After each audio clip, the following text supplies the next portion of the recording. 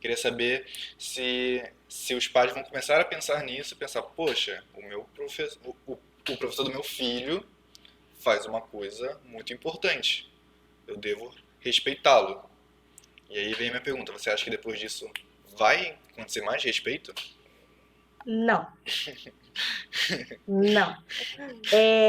Eu acho que esse pensamento até ocorreu no início da pandemia, quando os pais se viram co- com trabalho e crianças em casa e atividades da escola. Então, esse pensamento de que, poxa, o professor do meu filho faz muita coisa e é um trabalho muito difícil, é um trabalho que eu julgava ser fácil e não é fácil, mas eu acho que nesse momento que nós estamos, os pais só querem paz e sossego. Eles não estão. Essa valorização do professor, que os professores tanto anseiam, ainda não vai vir. E um dos motivos que me levam a ter essa opinião é justamente a pressão que as pessoas estão fazendo para a reabertura das escolas, entende? Se você valorizasse de fato o professor do seu filho, você não ia arriscar a vida do professor do seu filho querendo que a escola reabrisse. Porque é um momento em que o professor do seu filho vai estar muito mais em risco do que o seu filho, né? Eu vi uma reportagem essa semana em que os professores são os mais vulneráveis na reabertura das escolas, mais até do que as crianças, né? As escolas têm a educação infantil não muito, mas também não escapa disso, mas a maior parte do corpo docente é o grupo de risco. São professores de mais idade, são professores que estão dentro do grupo de risco. Então, reabrir as escolas para que esses professores possam se expor à Covid dessa maneira é uma não valorização desse profissional, entende? Então, eu fico muito triste de dizer isso para você, mas eu acho que não, eu acho que os pais não vão valorizar mais os professores.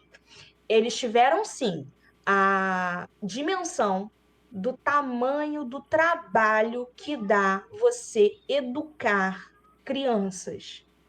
Educar é diferente de instruir. Os professores não instruem apenas, principalmente na educação infantil. Na educação infantil, né, quando eu trabalhava lá na Prefeitura do Rio, né, a gente tinha um lema, né, que cuidar é educar. Quando você está cuidando, você está educando. Então, o cuidado não é dissociado nunca da educação. Eles andam juntos. Não tem como você educar sem cuidar, você cuidar sem educar. Não existe isso. Então, isso dá trabalho. Educar dá trabalho, cuidar dá trabalho. E muitas dessas crianças que hoje estão em casa estavam na creche. Elas passavam mais tempo na escola do que em casa.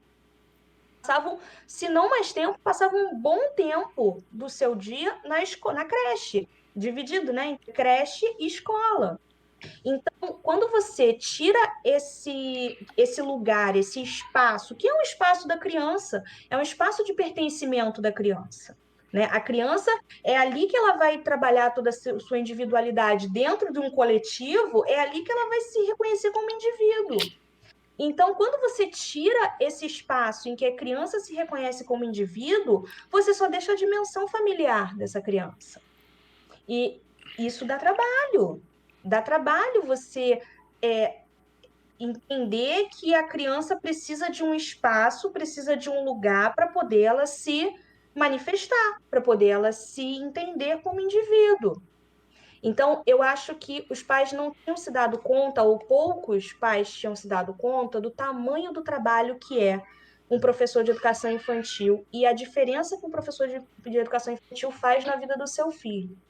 Não é somente dar brinquedo para criança, não é só dar a massinha, não é só dar o giz de cera na mão dela.